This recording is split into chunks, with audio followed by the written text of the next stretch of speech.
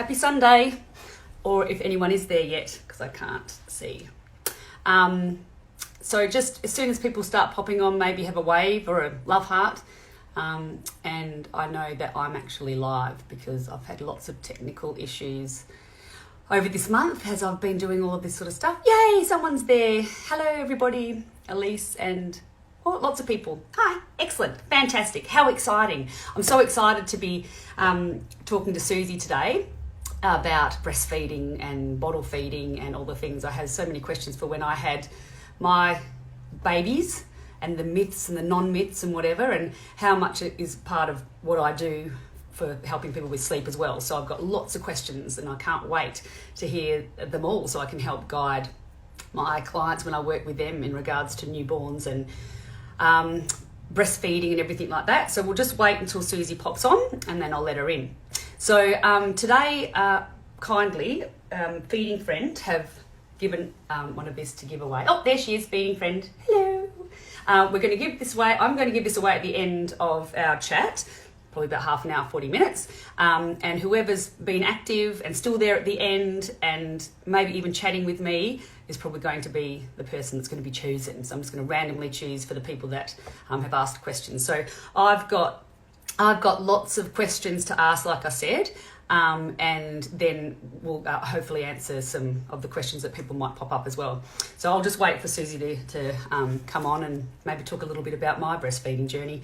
So I have there she is. You don't have to hear about it. We'll talk about it later. So Susie, you have to, there we go. It's working for the first time, like smoothly. That's bizarre.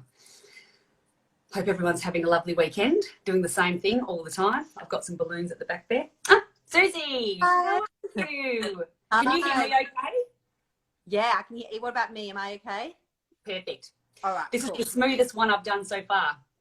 Awesome.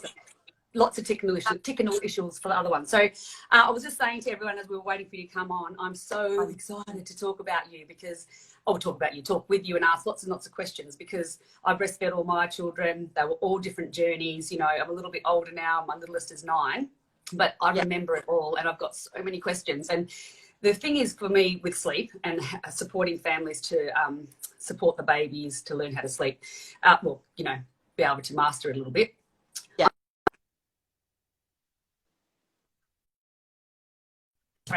That's funny. People pause. That was my hubby. He's going to ring back again. I bet you too. Now So with my sleep, right? Yeah. At the moment, I'm working lots and lots and lots of newborns. So there's again, all that myth around you can't sleep train babies and stuff.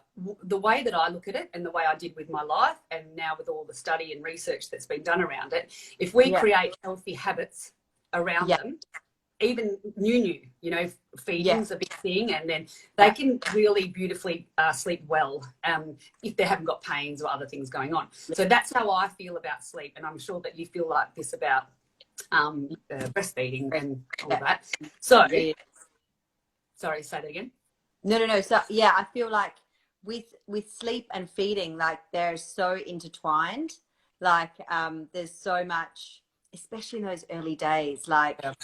We've got to look at like feeding and sleep kind of together as one sometimes, don't we? Because it's if one's going, the other kind of goes a bit weird as well. Yes, so, exactly. And their wait times are so small, So on the sleep side of it, like I said, what I was going to say is why I'm working with so many newborns is it's not sleep training. I provide support to the families to provide support for these little bubs, right? They usually contact me about 4 weeks because everything else is a bit of a whirlwind. But because there's such a short window of that 45 minutes, there's not, some poor people are having to breastfeed in that first month to 2 months for the whole time. So, all that sort of stuff. And a lot of the time, breastfeeding because you can't feed, a newborn can't feed well for 45 to 60 minutes because they're too tired. Right, so I'm bringing back the feeding and going, your baby's feeding for too long. Okay. So then when that sorry to interrupt because I've got so many questions, but then that people say, well, are they getting fed enough? Like, is my flow slow? Are they, all that sort of thing? Yeah. So usually with a newborn, if they're feeding well, they're draining the breast by 10 minutes. So Oh, yeah, so if they're sucking on one side for 30, yeah. if I'm they're writing this down. 10 minutes. Yeah. yeah, if they're sucking on one side for 30 minutes and going on to the other side for 30 minutes, they're going to be doing lots of that like non-nutritive sucking. So just that Okay. little butterfly, like little on the nipple sucking. They're not Yeah. going to do Like the a dummy. boring sucks. Yes, I'm often teaching the girls to watch your baby. When it gets to 10, 15 minutes on one side, watch your baby. You'll see that their sucking changes. They're not doing those long swallows. They're just kind That's of good. hanging out there on the boob. And then it's like, Okay. change the boat. Don't wait for them to pull off.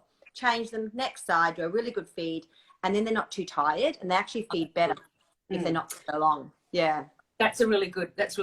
So then we Yeah. go back to these mythy questions, you know, because again, I feel so, I don't even know what the word is. It's such a turbulent time for new mums anyway. When we have our first babies, it's such a whirlwind of emotions and we're madly in love and we're crying and we're unhappy, we're all sorts of things.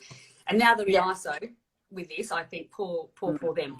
So they're getting a lot of obviously information that's probably not correct. So then I'm getting back to a poor new mum that's home and having trouble, right? She's in her second week now and really having trouble and hasn't been able to get to a nurse or a doctor and had not much help. You know, what do you suggest? I mean, I know it's a big thing to suggest, but you know, it hurts. There's so many things. Like, should they contact you? Like, what's the biggest tips for mums out there that it could even be in hospital going, you know, what am I going to do? This is not making any sense. Yeah. So the worst thing you can do is go home from hospital with your questions unanswered. Right. So you be like, in the hospital, there's lactation consultants there, but people often don't want to ask or don't want to bother, don't want to ring the bell too much, and they feel like they're a bother, which they're not. Make sure that you get your midwife help and you get your lactation consultant help in hospital, and then your midwives, usually not around this isolation time, usually are going to be coming to your house, and you're going to have your child help come to your house. And at the moment, I'm getting lots and lots of girls who's like, it seems like they're not getting the support even via the phone. They just seem to be not, I don't know, it seems like they're just not getting any support. And I'm worried because I think this is a concern. Like, it's a huge concern. I always say to my girls, call your child health nurse and say, I want you to come to my house and weigh my baby, or can I come in and weigh my baby, and can you talk to me about feeding? Or call the midwives and say, I'm not ready for discharge yet. I need you. I need you, because have a voice. Have a voice. Yeah, girls are too nervous to say it, but they can't not come, or they can't not let you come and see them if you're nervous. Like, I know. This is crazy. This is crazy. Weighing their babies on kitchen scales or not weighing them at all for 4 weeks and then calling me. I've had so many girls in the last few weeks call me for a consult, and I'm like, right, what are your weights? You know, what's the weight? Oh, I don't know. And I'm like, and it's heartbreaking, isn't it? And this is what I'm having. Like, I love that I can help support sleep. There's so much going on in this newborn, and like I said, I've had this influx of newborns, and this is all part of it. And you know, people crying saying, I can't get into, there's no Nagala, that like we're here in WA, you know, this and this is closed and this is closed and this is closed, and my doctor won't weigh my baby, and I'm like, oh my gosh. And I go, look, let's focus on sleep. You know, because then that gives them, and their anxiety is through the roof, then affects the baby. Oh, and so like, I'm getting upset about thinking about how many phone calls I've had, and then putting myself in that position when I had Eloise 14 years ago, and I was in a bubble in the hospital for a week, and you know, they kept coming in, and you know, I just feel so sorry for them. But probably one of those other questions I was going to throw in now, because I have got so many. You seem my cup of tea. You know, like, this is important, but mental health is really, really important. What I found through my journey, and I'm still hearing it, is mothers are made to feel guilty. Even if it's a choice that before they have that baby, they've made that decision to not breastfeed. We all know breast is best. We all know that, right? But I feel, again, for these poor mums that have had preemie babies, like my best friend, 8 weeks preemie, first baby, very stressed, NICU, forced, like she expressed, which is not a problem, but just hated it. Just didn't like when she had to bring the baby home, and she just felt it like these were her sort of sexual things, and she had really lovely breasts, and it was her thing, and so that was heartbreaking, because she was really not bullied, but like because she had given 8 weeks in the bottle expressed and then came home, the anxiety on the baby and her was unbelievable. And she'd even try, and everyone would be screaming, and I'd pick up the baby and hold it, and the baby would stop crying. So then again, as a lactation consultant, with that example, what would you say and what would you do? Yeah, so I always say, we all know that the breast milk is perfect for the baby. We know that, there's no disputing it, but we don't need to harp on about it, because we all know, and every woman that's chosen formula knows that breast milk is better than formula. And there's the guilt, the mother's guilt. And every single mum is feeling that guilt, whether she's breastfed for certain, you know, don't feel bad. Sorry, people are messaging through going, that's me. Don't feel bad. Exactly. Listen to Everyone Susie. knows this, but we don't need to harp on about it, and we don't need to say breast is best, and we don't need to say fed is best. We just need to say support is best and informed is best. So we are supported and we are so informed, and the choices we're making is because of our mental health, because our baby will not feed, because we having a feed aversion and we don't want to put our baby on the breast. It's not milk, it's you're too salt, whatever it is. If you've tried, you're not going to have the regret. And if you've made a decision upon like information and support, you're not going to have regret. Because a lot of the things is girls will say, I regret not getting the support, or I regret not just seeing someone and then knowing, you know, that I've tried my best and things. And I think putting milk and you're putting mental health together, mental health is going to win. It's always going to be more important. Well, that's what I think. But because that's what I think on my journey and all the stuff I've been doing over all these years. But then I'm going to say to you as well, again, on reflection of myself and the first time, because the first time is never, you can never repeat that again. It's overwhelming of lots of different ways. And you don't know.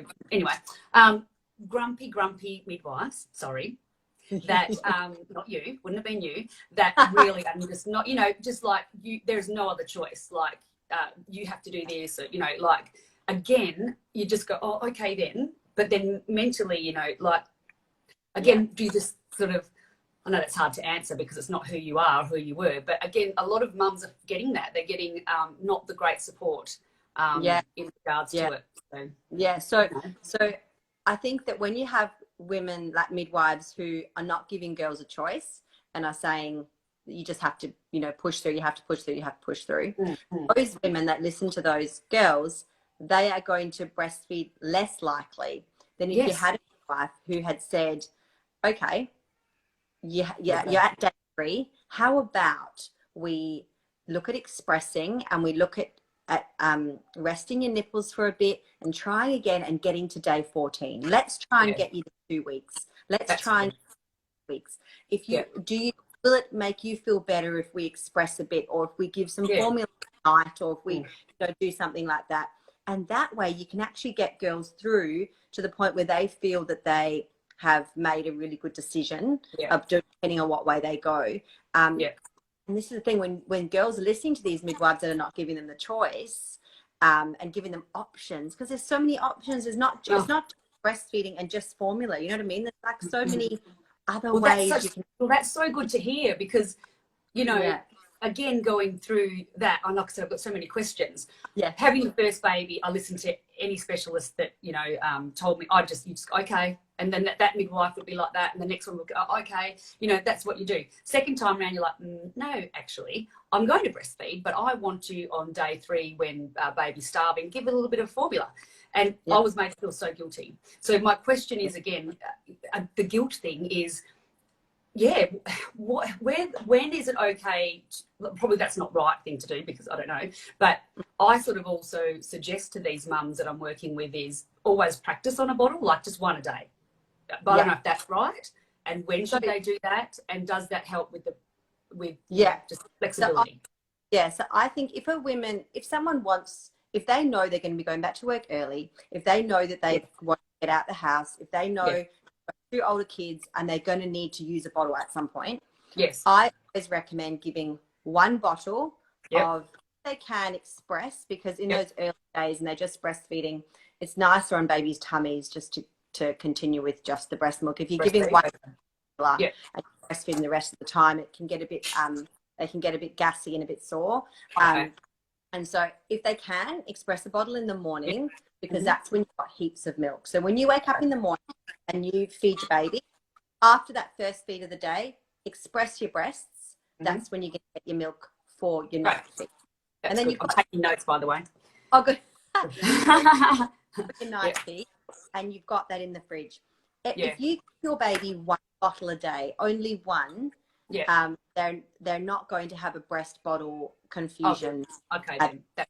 If you're That's starting probably half and things like that, and yeah. if you've got, you know, if you're starting to go, if you have to go to work 3 days a week and then they're just having bottles and then they're going back to breast, that's when you're getting some of that confusion. But if Okay. you're just doing it as a dream feed, say you're doing the dream feed, so mum can go to bed of an express milk bottle that Yeah. dad can, your baby can practice.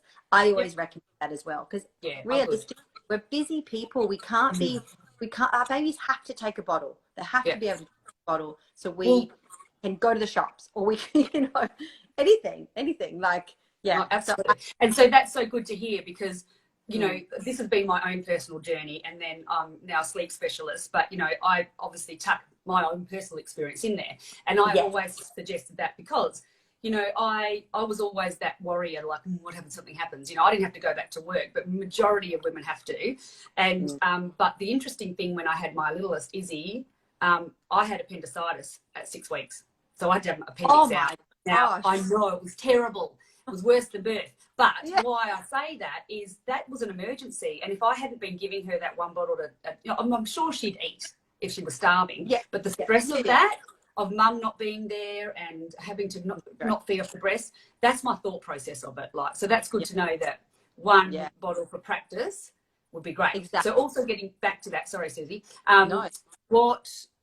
when would you introduce that? Because I find with sleeping with newborns, there's always these windows of, right, they go, if you don't introduce by then, no way are they going to do it. So when would be the best time to introduce I recommend you want to introduce one before 6 weeks. 6 but weeks, you also want, I usually say between 4 and 6 weeks is the perfect time, because in those first 4 weeks, sometimes you have to give a bottle anyway because things are going pear-shaped with your breastfeeding. If you're learning to breastfeed well and you're able to get your baby on and you know, your baby's really learning well, leave those first few weeks for your baby to learn the breastfeeding. Like 4 weeks. And how long? Sorry. No, so about that time. It's just, if it's a bit early and they haven't mastered the breast, that's when it can get a bit. That's good to know. That's really good to know, because again, I did it early, but I still breastfeed and it wasn't a problem. But I want to have the proper advice if I'm going to give that, you know. So 4 weeks. What was my other question? Oh, it's gone. There's too many questions. Oh, there's too many things. 4 weeks. I know. So 4 weeks bottle. Too many questions. I just want to get as many as I can out for everyone, because it's so important, you know. And it's great. So I did write them all down. This is another good one after 4 weeks. Alcohol and especially alcohol and breast milk. How does it work? Yes. So alcohol, you do not need to pump and dump, because alcohol in your blood system. So if you have a drink and it's in your blood system, and then after a couple of hours, it just goes away from your blood. It's the same as your milk. It's in your milk, and then it just goes away from your milk. Away from your blood. So it's not, you don't need to take it out. It's in your system, and the blood alcohol level will just get less and less and less, just like in your blood system when you're drinking. If you were to pump it up, you're not making it go away any faster. So that's like the one. But then the other thing is, what you can do is, yes, the alcohol will be in your milk. It's going to be minuscule. So if you have a glass of wine, then normally we'll have like a blood alcohol level of 0.02%. That means that your milk is, so not the baby's blood, your milk is 0.02%. Alcohol in it. So your baby will ingest that. That is so minuscule that whether it even gets to their bloodstream, it's hard to even measure. But there is a tiny amount, like a tiny amount. So we've always got. But the other thing that I've never had a concern with certainly with my kids having a glass of wine and breastfeeding. And then I think that honestly, the amount that they're going to get is so minuscule. However, some girls are really nervous about that, and that's Yeah. fine. Yeah. So then you make sure that you can download the Australian Breastfeeding Association Feed Safe app, Okay. and you just pop your height and weight and how much you've drunk into this app, and it'll spit out a number saying That's an hour great. 15 or an hour and a half. So Oh, you can that's be like, amazing. pretty amazing. So So you a can be like, breastfeeding at app. 7, Breastfeed yes, Australia. it's called Australian Breastfeeding Association, and it's called the Feed Safe app. Oh, that's amazing. And, all these new things. That's great. Because you be like, oh, I had a drink at 7. What time can I feed my baby? And they'll spit out 8 or something like that. Oh, so that means you can really like work it out. Yeah. And then if you've got some express breast milk in the freezer or in the fridge, then you can be like, well, you know, I can always just give a bottle and then I'm back to as normal again. So it's certainly not as much of a big thing as people worry about, because it's not in there long. It's very much, but don't pump and dump.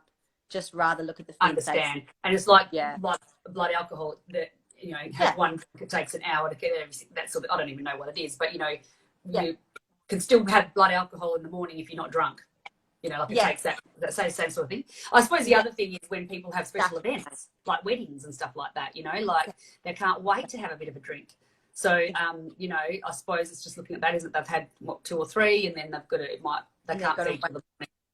Yeah, and also, and they can also just, that's the good thing about being a baby being able to take a bottle, because if you have got some milk in the fridge, or if you are giving, you know, it's not a massive thing. Where I certainly don't want girls, this is my concern, girls say it gets to November and girls going, oh, I know that I want to drink over Christmas and New Year's, and I'm going to stop breastfeeding now. That's what I don't want people to stop breastfeeding early because they want to have a drink. When you can get around, you can just get around.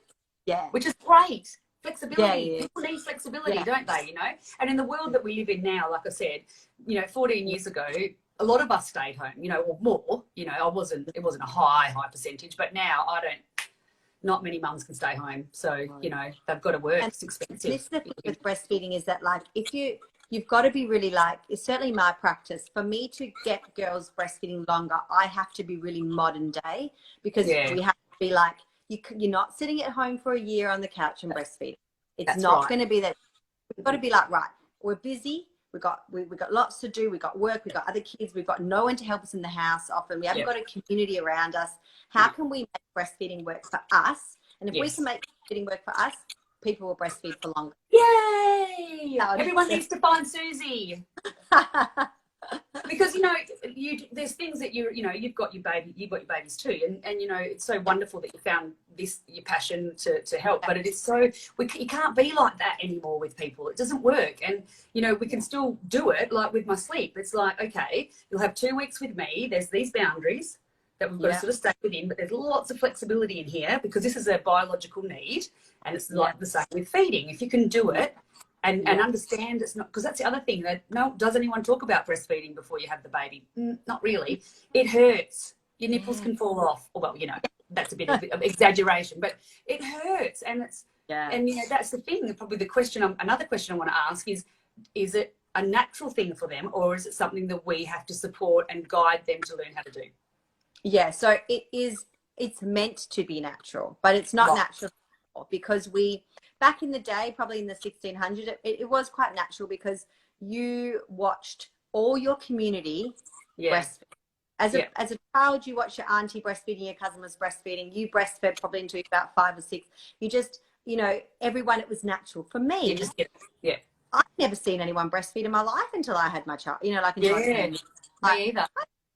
Did, or how long you fed, or how you sat, or what you and so now no one's seen it at all, no one talks about it, no one sees it, and then here's your baby, put them on. And it's you know, and it's the same as sleep. People will say, I remember, like, I used to think, oh, I'm sure like by 6 weeks my baby would just be sleeping. Like, everyone always thinks that it's a few weeks and then your baby's sleeping, and that's the thing. We talk about the birth, don't we? We always talk about the birth, but we forget about sleeping, we forget about feeding until we're in it. It's so important.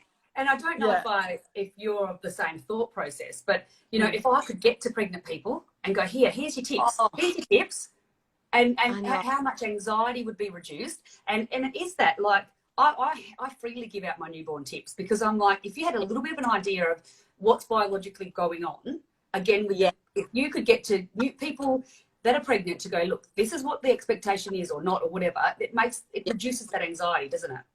Yeah, exactly. And the thing is because all of us, and me included, you're so focused on your birth, it's Yes. hard to think about anything else. And I I'm know. the same. I love to get to pregnant women, but Yeah. they take it in because I'm the same. We were so stressed about the birth, which is a massive thing. But then It's massive. And it's over. why didn't I learn about breastfeeding before? I know.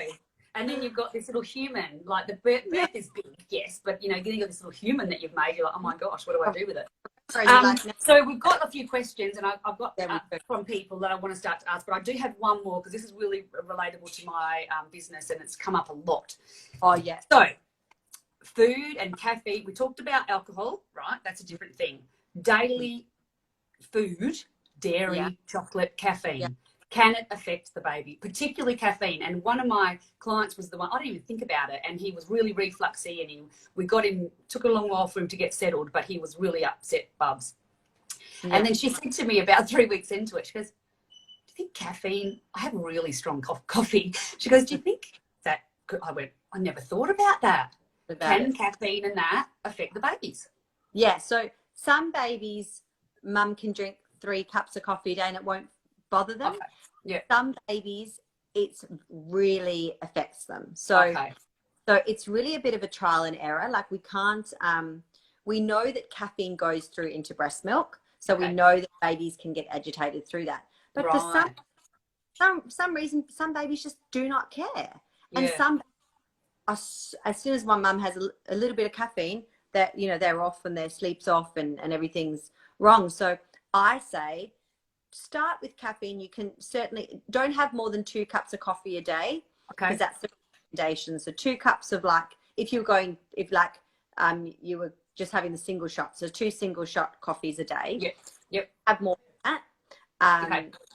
But if you feel like your baby is a little bit funny with it, then just give it a try and just see, maybe if I don't have my coffee now, let's just see what baby's like, you know, over the next couple of days, work it out. But I would say majority are okay with a cup of coffee in the morning and then a few teas in the day and stuff. But some, that's the same as some babies can be affected by other things like dairy and soy and spicy foods and things like that. And that's the real thing then.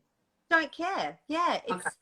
But it doesn't mean that they're allergic. It doesn't, they can intolerance. They can have an intolerance to dairy or an intolerance to soy or capsicum or tomato, spice, citrusy stuff. It doesn't mean they're allergic to it. They're just, their tummies, because they're so immature, their guts are so immature, they have a bit of a tolerance. An allergy is totally different. You're going to have a very upset baby, very weak, so you're going to have some blood in the poo. Things frothy, like, frothy poo. So because I've had all allergies my life, and so that's again been my experience. And my kids have dairy, but when I'm working with people, that is obviously a real thing. Like if they have like really bad poos, like green frothy stuff like that, that could be something that's in the breast milk. So green frothy poos are usually from an oversupply of milk. So if mum if mum has an oversupply of milk, that means that the baby is taking the fore milk, which is just the top of the front of the milk, which has a different fat content than the back of the milk at the back of the breast. It's not emptying the breast. Then the fat content causes the poo to go green, which is normal. Fine. And sometimes it can be a milk protein allergy, but usually that's accompanied with some specks of blood in it. Okay, well, that's really good to know. Really good to know. Because that was the other question. Oversupply really quickly. We can fix it with something called block feeding, where you're really just draining the one side and you're really just draining the other side. It's a little plan we do, and it fixes oversupply really easily. But if a mum has heaps of milk and a frothy green poo, oversupply. So interesting. So that was the other thing. My other question was, is it true of the hind milk and this milk and that milk and that milk at the end of the night's this, and you know, is that what happens? Does the milk change during the sort of 24-hour period? So it changes. So you've always got the fore milk at the front and you've got the hind milk at the back, which is different content of fat. And also got more milk at the beginning of the day because your milk is made overnight. Right. So you have milk at the beginning of the day. As the day goes on, your milk gets less and less. And that is why babies do cluster feeding in the evening. So about Yeah. 4 Oh, that's right. There you go. p.m. they cluster feeding. But it is because you don't have as much milk then. But it's also normal because we want to cluster feed, because cluster feeding sends in brain messages to say, I need you to make more milk in that nighttime for the next day. So it's just, it's so interesting. And if you don't cluster feed and you give your baby a formula instead of cluster feeding, it can mess up with your milk supply in those first 6 weeks, because your baby's like makes milk. Your baby's doing it to make milk. Yeah. I've learned so much today. That's so exciting. Okay, we could talk forever, and I had so many more other questions, but they were really fantastic. Thank you. So now that I found you, I'll be asking lots of questions, and I'll be sending lots of people to you because you know, because you're very knowledgeable, which is great. Okay, lots of people. Lots of questions. Can you see them or not? Yeah, I can see them. I'm just scrolling down to the first one. Yeah. Okay. Great so idea. We've got about 10 minutes left, have we? Yeah, that's cool. So get started. Off you go. All right. So great idea to swap out over after 10 minutes. Oh, that was at the beginning with the newborn. That's great. Yeah. Awesome. Changing sides tips. Okay. Oh, the stigma around breastfeeding on it.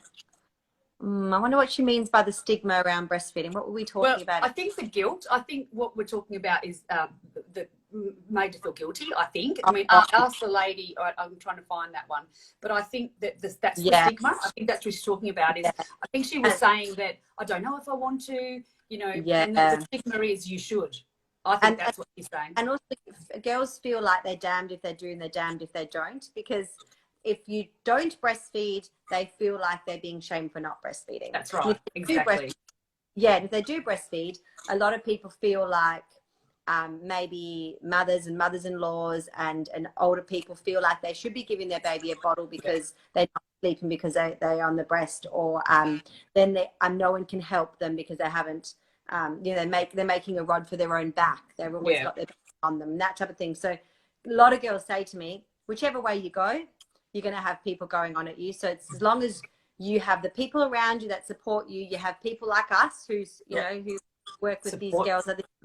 Forget about the other noise. I know it's hard, but just forget about the other noise, because there's always going to be people. You're damned if you do and you're damned if you don't. I know. And, the thing is with that, what I find, and you would find too, again, different sort of when I had my children, is there's just too much information. And, you could watch something that's got 30,000 followers and it's just all not true. And these poor mums are going, oh, well, I think I need to do that. I'm like, oh, that makes me so annoyed that there's so much out there for these poor mums, I know. So you're so right. It's just like being confident with your decision. Yeah, there is and then you go to your mother's group, and as much as they're beautiful and supportive, and I love mothers groups, everyone's doing something different then and have different information. You go there and sometimes you feel a bit like, well, they're doing that and I'm doing this, and yeah, exactly. I know, but it's so nice. I was saying to my husband today, I've been doing this just over 3 years now, and what I love about it so much, because it was all one-on-one, but now I'm all over the world, but is supporting these mums, and that I've been able to find my little community, like finding you. I was thinking today, I know that I contacted you a while back to say, hey, do you want to? And you were still living away, but I'm just meeting these amazing people in their little profession that they've decided to do that are just as passionate as me, and I'm building this like awesome community for these families. And I feel like, because we all work by ourselves at our homes, I feel like these are like you as like, I would feel as you like a colleague, like, because you haven't got your own colleagues, like we have colleagues that we don't together, because I feel like we all need to have a Christmas party together all the people like us have working with no one. We need to have a Christmas party. Definitely. Yeah, absolutely, for sure. I know. All right. Please discuss mixed feeding. Can it work long term? Okay, so the thing with mixed feeding is you're going to be having less breast milk because you're using formula. So the more formula you use, the less breast milk you make, and then you give more formula, and then you have less breast milk. So then you have to give more formula and you give less breast milk. So mixed feeding often ends in premature ending of breastfeeding, because babies will end up taking a bottle better than a breast because bottles are easier for them in terms of they get the amount really quickly, they feel really full really quickly, and they like it. So if you are mixed feeding, you have to be very careful about how many bottles you're giving and when you're giving it, and don't change. So mixed feeding for me would be someone doing a formula bottle at 10 p.m. as a dream feed. So that's mixed feeding. If you then start to go, oh, hang on, actually, I might just do another formula bottle at 10 a.m. or I might just do another formula bottle in the middle of the night. The more you do it like that, the less milk you're going to make, and you're going to get on a bit of a downward spiral, which is fine if that's what you're happy with. But if you're worried about losing your breastfeeding relationship, then just be really mindful that the more formula you give, the more breast milk you won't make. So that's kind of good. Yeah. If we wanted to switch out, is there a preferred type of bottle? Oh, okay, yeah. So the breastfed bottles that I like to use are the Medela Calma, CALMA, and the Como Tomo bottles. So those are the two bottles I like because they are slow flow. The teats mimic a nipple, and your baby's going to have less confusion if they use those two. If you're going to give your baby a really fast flowing bottle, and then you're going to expect them to go to the breast and work for the milk, they have to work for milk on the breast, they're not going to like it. So use the breastfed slow flow teats and you'll be all right. That's interesting, because having the three girls and the three, they're all very different. By the second, that's what I did. So I said it's not the right thing to do, but I just thought I'll give her a bottle. So that started something. So by the 10th week, I couldn't do it anymore. She couldn't do it. I couldn't, because she was liking the bottle more. And I was only doing the one, but I'd done that in hospital, not really knowing, thinking, oh, well, you know. And it's not, I wasn't too, you know, by the time the second time around, it's different. But that's interesting you say that, of when to do it and all of that. It's really interesting. Yeah. It's people don't realize that giving one bottle can really end it. But yeah, as long as you have someone in your corner, like a lactation consultant or midwife, who can just kind of help you there, you're okay. Yeah. But if you're on your own, okay. I'm interested in mixed feeding too. How do you time the formula without it affecting supply or engorgement? Okay, so if you don't want it to affect your supply, then when you give your bottle of formula, you have to express at the same time, or just before or just after. So if you're doing that, you'll be fine. But if you breastfeed at midday, and then you give a 3 p.m. bottle, and then you breastfeed again at 6 p.m., you're going 6 hours between feeds, and that means your breasts are going to send information to your brain to say, we don't need to make milk at 3 p.m. anymore because my baby's not feeding then. So you have to always send messages to your brain that you need to make more milk at the times that baby feeds. So if you express when you give a bottle, or, you know, ad hoc, it's fine. Like if you're going out and you can't express, that's fine. But if you're doing it on a regular daily basis, you have to express when you give a bottle, and then you'll be okay. Yeah. First time mum to be 31 weeks in this chaos, and so nice to hear dress Sophie as a mix. Oh, okay. Yeah. So she's saying it's so nice to know that there's midwives and people like us out there that. Oh, that's nice. Speak up. Yeah. Don't worry about people thinking that you're asking too many questions or whatever, because there are people like me. I've worked in a hospital as a lactation consultant and a midwife for many years, and I love it when someone comes and wants help with breastfeeding, because I don't know who's in those rooms behind closed doors having problems if they don't come and tell us. So that's great. Yeah. How long have you been doing? How long have you been being a lactation consultant? Lactation consultant I've been for about 5 years now, and then I became a midwife about 10 years ago, and I've been a registered nurse for about 17 years now. Oh, there you go. It's a long time. Yeah. Isn't it just? Okay. How do you know how much to give in a bottle? See, this is not. If you're giving a formula bottle for dream feed, I've got no idea. It's age related. Yeah, that's more you, isn't it? Yeah. My 12-week-old will only take a bottle, expressing 8 times a day. Any advice when kind of breastfeeding again? Oh gosh. You need. I would say see a lactation consultant, because we need to get attachment again, positioning again. We need to put that baby on you skin to skin, and we need to try when baby's hungry and a little bit, and then also when they're not hungry, because hungry can make them stressed. But the quicker you get onto it, the more you leave it, the harder baby will go back to the breast. You might be able to use a nipple shield. So maybe try a nipple shield because that's looking a bit more like a bottle to them. So if you try a nipple shield, put some milk in the shield so they know what they're getting, and then feed them. That could work. But otherwise, I would see someone. Great question, introducing a bottle. Okay, no, that's fine. She's taking lots of notes, she says. Oh, good. Good to hear. That's good. Yeah. What else have we got? The app will be helpful. Yeah, the app is really good, and it's free from the Breastfeeding Association, so it is a really good app. That's cool. Oh, they're just saying thanks for your support. Oh, what's your thoughts on antenatal expressing? Oh, okay. So yes, from 37 weeks. So don't do it before then, because there's a slight chance of causing premature labor if you express before 37 weeks. You can hand express only, and you can store your colostrum in a syringe, a clean syringe in the freezer for when your baby's born. I really recommend it because this mum's got gestational diabetes, which means that her baby's probably going to have low sugars when it's born and will need some more milk. So yeah, I recommend doing that, but you just need to let your midwife or your obstetrician know that you're doing it, because it's they need to know what you're doing. But if you're wanting tips on it, there's two things. You can go to the Australian Breastfeeding Association website, and they've got a fact sheet on it, which is really good. Also ask your midwife about getting equipment for like the syringes and whatnot. And the other thing is, if you go to my latest episode of my podcast, the Australian Breastfeeding Podcast, that episode is all about antenatal expressing. So just go and have a listen to that, and you'll have all the information. Sorry. Yeah. How are you going for time? What is the time? I can't. We're 40 minutes. Oh, okay. I'm going to have, the reason girls are having this is because I've got my daughter, and if I let her sleep for too long now, she won't sleep at night. That's right. So, what I was going to say to everyone is, would you mind answering the rest of those questions once we've gone? Yeah, definitely. Yeah. I can. So how should I send the information? Well, I'll save it. Okay. Again, I think this is what happens, because this is all new for me, remember, newish. This can be saved. So you can see it, and then you can message them. Oh, yes. Okay. Yep. I can easily do that. You might have to private DM them.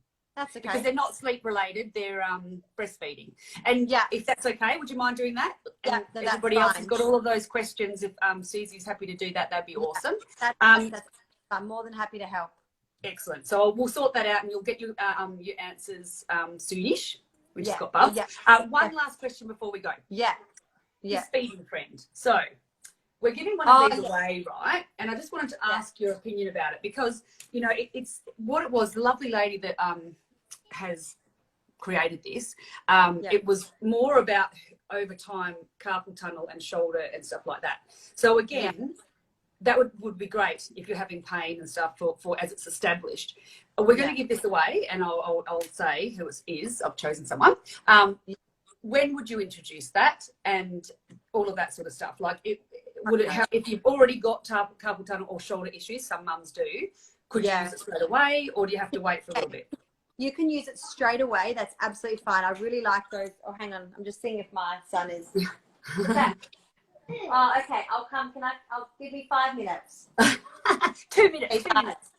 He wants me to wipe him. He's been to the toilet. Just hang in there in the toilet until mum comes. Hang on, I'll be 5 minutes. Yeah, you'll be right. Yeah. So if you've got problems, use it straight away. I really like the feeding frame because I like the firmness of it. Yeah. So definitely you can use it whenever you need to, but I really like it because it's quite small, so it's not one of those really big ones. Yeah, that's right. Exactly. But you could actually take out, like, you can take it out. Yeah. So if you needed to, you can use it as long as you just make sure that you are positioning baby right, and you can easily on that, because I know these ones and I see them. But just make sure that you're not leaving baby on the. Yes. It's more for the mum. Or hand support to help baby. Yes, it's more for mum support and more for your shoulder back, but they are fantastic, and I haven't met someone who doesn't like them, so I think they're really good. So before you go, I'm going to tell who won. Oh yes. They were the one I had said before you got on. The people lots of people ask questions, so I'm sorry I can't give more away. But this person just popped into my You a lot. They call me Says wins this, and I'll send it to you, and you can DM me, and it's yours. So I don't know how old Bubs is, and if it's going to help you, but they call me Says has won it. Awesome. Well, thank you so much. Pleasure. We can do it again. Now. So, yeah, sorry that I have to now run and be mum again. No, thank you. I really, really appreciate it, and No, I'm so glad that I will answer all those questions as well. Oh, thank you so much. All right. All right. Thanks, everyone. Bye. Bye. Have a good Sunday. Bye. You too. Bye.